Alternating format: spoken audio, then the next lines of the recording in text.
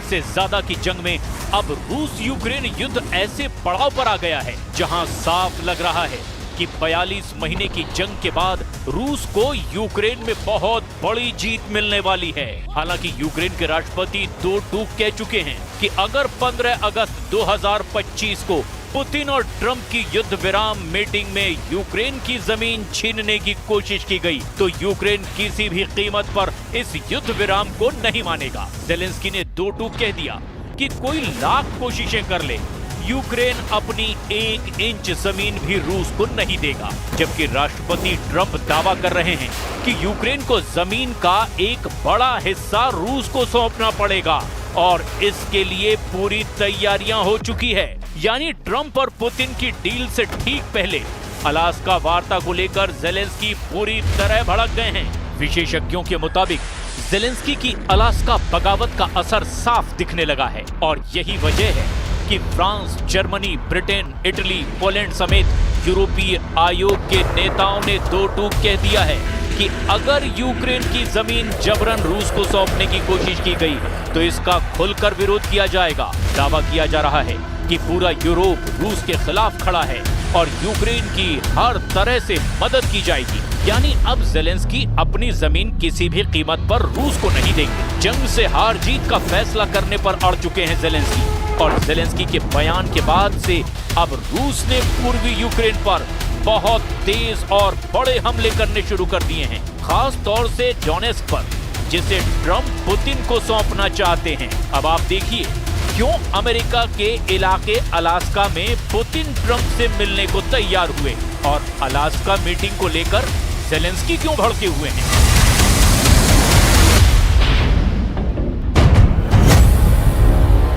Alaska में आधे Ukraine का बंटवारा। I believe he wants to see peace and Zelensky wants to see peace now.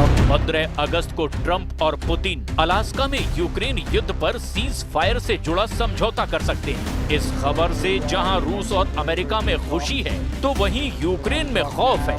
Zelensky Alaska वार्ता के खिलाफ बागी तेवर दिखा चुके हैं क्योंकि उन्हें लग रहा है कि अलास्का में यूक्रेन की जमीन का बंटवारा कर दिया जाएगा और एक तरह से रूस की आक्रामकता की जीत होगी। जेलेंस्की की नाराजगी दिखाने के बाद से अचानक रूस ने यूक्रेन के पूर्वी इलाके पर हमले तेज कर दिए हैं क्योंकि जेलेंस्की के बागी तेवरों से ट्रंप नाराज हैं, जबकि पुतिन ये दिखाना चाहते हैं कि अगर यूक्रेन ने रूस की शर्तें नहीं मानी जैसे अमेरिका मान रहा है तो रूस सीधे यूक्रेन पर कब्जा कर लेगा। हम आपको ये भी बता दें कि अलास्का अमेरिका का इलाका है, लेकिन कभी अलास्का रूस का इलाका हुआ करता था, जहां अब ट्रंप और पुतिन के बीच सीज फायर पर वार्ता होने वाली है। जरा देखिए अलास्का में रूस और अमेरिका क्यों मीटिंग करना चाहते हैं। अलास्का में मीटिंग करने के पीछे सबसे बड़ा कारण ये है कि पुतिन को अंतर्राष्ट्रीय आपराधिक न्यायालय यानी आईसीसी के वारंट के तहत गिरफ्तार किए जाने का कोई खतरा नहीं। रूसी टैबलॉइड कोस्मोमोल्स्काया प्रावदा के मुताबिक आर्कटिक में दोनों देशों के साझा आर्थिक हितों को देखते हुए इस विकल्प को तार्किक बताया और कहा कि अन्य प्रस्तावित स्थानों के विपरीत पुतिन को अंतर्राष्ट्रीय आपराधिक न्यायालय यानी आईसीसी के वारंट के तहत गिरफ्तार किए जाने का कोई खतरा नहीं है, जिसके अधिकार क्षेत्र को अमेरिका मान्यता नहीं देता। ट्रंप ने ट्रुथ सोशल पर घोषणा की कि शिखर सम्मेलन शुक्रवार 15 अगस्त को अलास्का में होगा, जिसकी पुष्टि पुतिन के सहयोगी यूरी उशाकोव ने भी की, जिन्होंने स्थान को तार्किक बताया। वहीं अलास्का के गवर्नर माइक डनलेवी ने कहा कि अलास्का राष्ट्रपति डोनाल्ड ट्रंप और व्लादिमीर पुतिन के बीच शिखर सम्मेलन के लिए सबसे उपयुक्त स्थान है। माइक डनलेवी ने एक्स पर पोस्ट किया कि अलास्का जो अपने सबसे नजदीकी बिंदु पर रूस से केवल 2 मील की दूरी पर है, 15 अगस्त को यूक्रेन में युद्ध पर चर्चा करने के लिए नेताओं के लिए सबसे रणनीतिक स्थान है।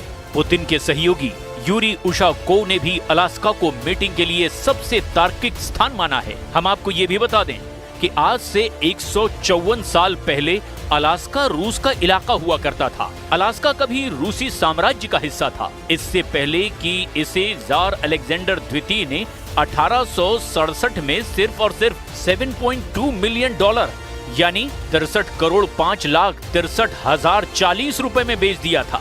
ये आज के डॉलर और रुपए की कीमत के हिसाब से है। अगर 154 साल पहले की कीमत के हिसाब से देखें तो सिर्फ 45 करोड़ रुपए में ये अमेरिका ने रूस से खरीद लिया था। अलास्का का क्षेत्रफल यूक्रेन से 2.5 गुना से ज्यादा बड़ा है और भारत के राजस्थान से 5 गुना ज्यादा जमीन अलास्का में है।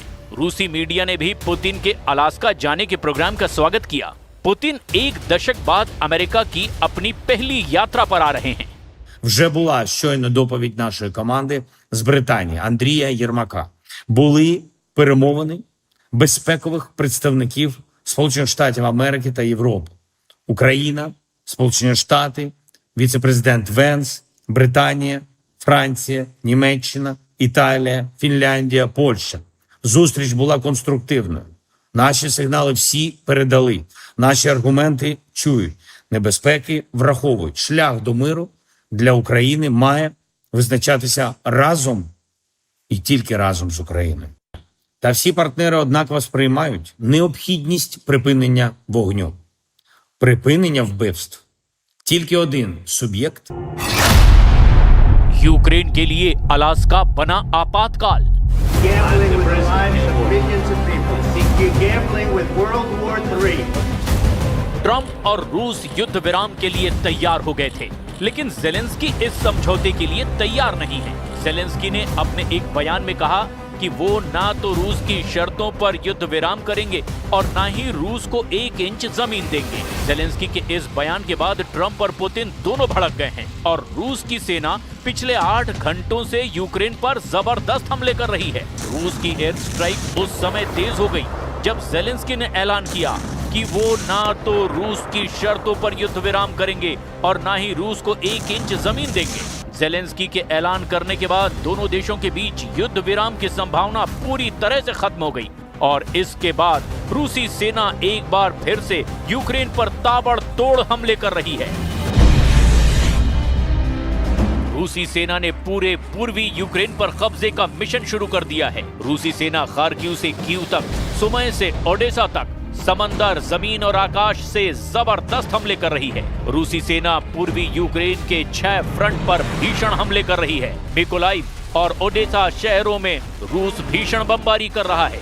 इस तरह के जबरदस्त हमले के साथ रूस ने पूर्वी यूक्रेन पर कब्जे का अभियान अब और तेज कर दिया है। पुतिन की सेना यूक्रेन को 2 भागों में काटने का प्रयास कर रही है और वो पूरे पूर्वी यूक्रेन पर कब्जा करना चाहते हैं, जिसके कारण अब यूक्रेन के आधे भूभाग पर खतरा मंडरा रहा है।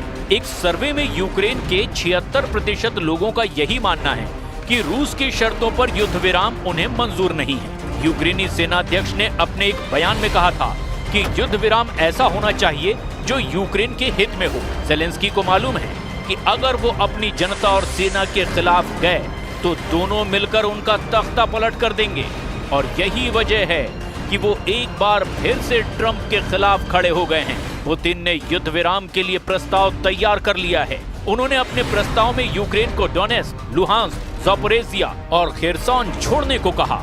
प्रस्ताव में ये भी लिखा था कि अमेरिका इन 4 इलाकों के अलावा क्राइमिया को भी रूसी प्रांत की मान्यता देगा। पुतिन की ये शर्तें ट्रंप ने स्वीकार कर ली थी और दोनों नेता इस युद्ध विराम के लिए राजी हो गए थे, जिसके बाद दोनों नेता एक दूसरे से मिलने वाले थे। डोनाल्ड ट्रंप ने कहा कि ये बहुत ही मुश्किल काम है, लेकिन दोनों देशों की भलाई के लिए जमीनों की अदला बदली करनी होगी। लेकिन जेलेंस्की ने 2 टूक कह दिया कि रूस को 1 इंच जमीन भी यूक्रेन की नहीं मिलेगी। यूक्रेन का साथ देने के लिए France, Germany, Britain, Italy, Poland समेत यूरोपीय आयोग के नेता इसमें कूद पड़े हैं और साफ कह दिया है कि अगर यूक्रेन की जमीन जबरन रूस को सौंपने की कोशिश की गई तो इसका खुलकर विरोध किया जाएगा। Війни, яка триває на нашій землі, проти нашого народу, яку все одно не закінчити без нас, без України. Відповідь на українське територіальне питання є вже в Конституції України. Відступати від цього ніхто не буде і не зможе. Дарувати свою землю окупанту українці не будуть. Ми готові разом з президентом Трампом, разом з усіма нашими партнерами працювати заради реального і, головне, тривалого миру. Миру, який не розвалиться через бажання Москви. Україна готова до реальних рішень, які можуть дати мир.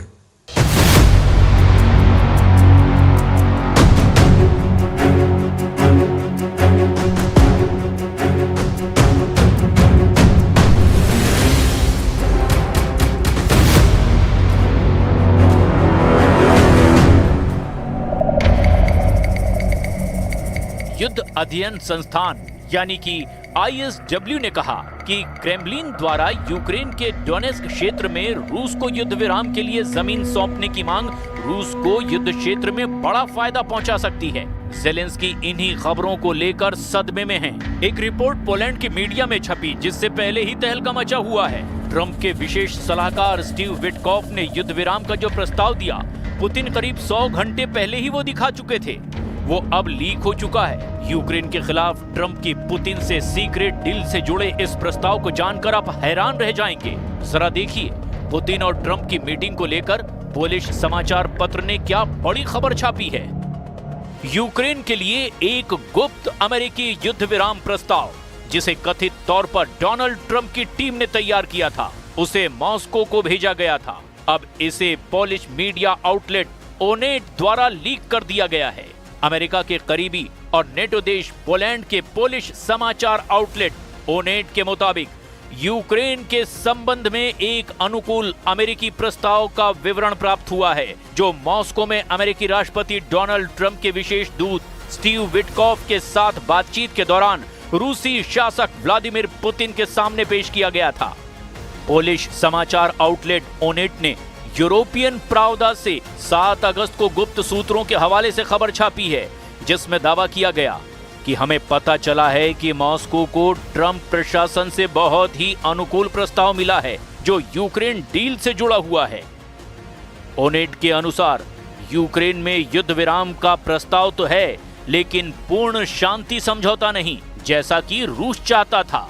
यूक्रेन जंग के मुद्दे को 49 साल से लेकर 99 वर्षों तक के लिए स्थगित करके रूस द्वारा कब्जाए गए क्षेत्रों को वास्तविक मान्यता देना है, ना कि कानूनी, यानी ये भी रूस के पक्ष में है। रूस पर लगाए गए अधिकांश अमेरिकी प्रतिबंधों को हटाना और दीर्घकालिक रूप से ऊर्जा सहयोग अर्थात रूसी गैस और तेल की आयात से रोक हटाना भी शामिल है। हालांकि इस प्रस्ताव में कथित तौर पर नेटो विस्तार के विरुद्ध कोई गारंटी शामिल नहीं है, जो मॉस्को की लगातार मांगों में से एक है। न ही रूस को यूक्रेन को सैन्य सहायता बंद करने का कोई वायदा मिला। हालांकि ओनेट के अनुसार ये अंतिम बिंदु रूसियों को स्वीकार बताया जा रहा है। विटकॉफ और पुतिन के बीच बैठक के बाद ट्रंप ने यूक्रेनी राष्ट्रपति व्लादिमीर जेलेंस्की और कई यूरोपीय नेताओं के साथ फोन पर बातचीत भी की थी। ये भी खुलासा हुआ। इसके बाद ट्रंप ने कथित तौर पर यूरोपीय नेताओं से कहा कि उनका इरादा अगले हफ्ते की शुरुआत में पुतिन से मिलने का है, जिसके बाद राष्ट्रपति जेलेंस्की के साथ एक त्रिपक्षीय बैठक होगी। बाद में क्रेमलिन ने पुष्टि की कि रूस और अमेरिका इस बात पर सहमत हुए हैं कि पुतिन और ट्रंप आने वाले दिनों में मिलेंगे। लेकिन हम आपको ये भी बता दें कि अमेरिका ने पहले ही पूरी तरह से कब्जा किए गए और आंशिक रूप से कब्जे वाले यूक्रेनी क्षेत्रों पर रूस के कब्जे को मान्यता देने की पेशकश की थी, जिसे कीव यानी राष्ट्रपति जेलेंस्की ने अस्वीकार कर दिया था।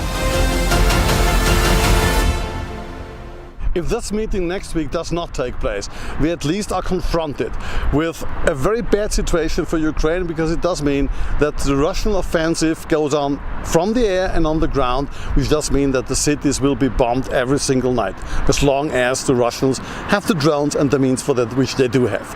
For the Americans, in particular Mr. Trump, it does mean that he can't go home with the laureate and say, I brought peace to Ukraine, and which does mean that he has to do something now against Russia, which he tries to avoid since his presidency. रूस ने उतारे NATO killer jet.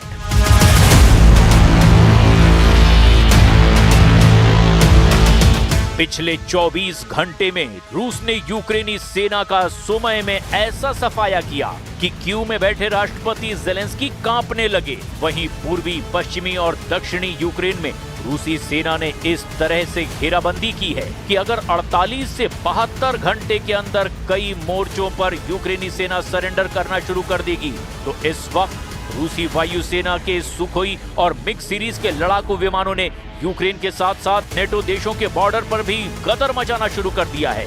हालात ये हो गए हैं कि NATO देश रोमानिया ने ऐलान कर दिया कि वो रूस से सटी अपनी 614 किलोमीटर बॉर्डर पर F-16 से हवाई हमले करने जा रहा है। दावा किया गया कि रूस ने रोमानिया पर हमले का जो गुप्त प्लान तैयार किया है, उसकी भनक नेटो देश रोमानिया को भी लग चुकी है। इधर फ्रांस, ब्रिटेन और यूरोप के 25 देशों ने हवाई युद्ध में रूस को तबाह करने का जो प्लान बनाया, जरा उसे भी समझ लीजिए।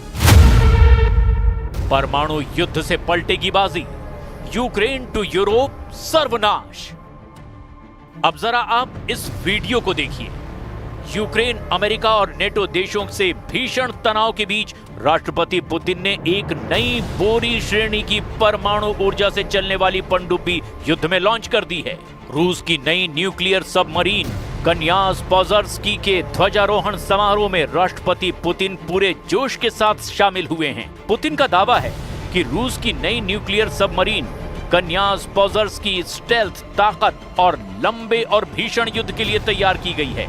पुतिन के मुताबिक परमाणु पनडुब्बी आने वाले दशकों के लिए रूस की रणनीतिक नौसैनिक क्षमताओं को मजबूत करने वाली है।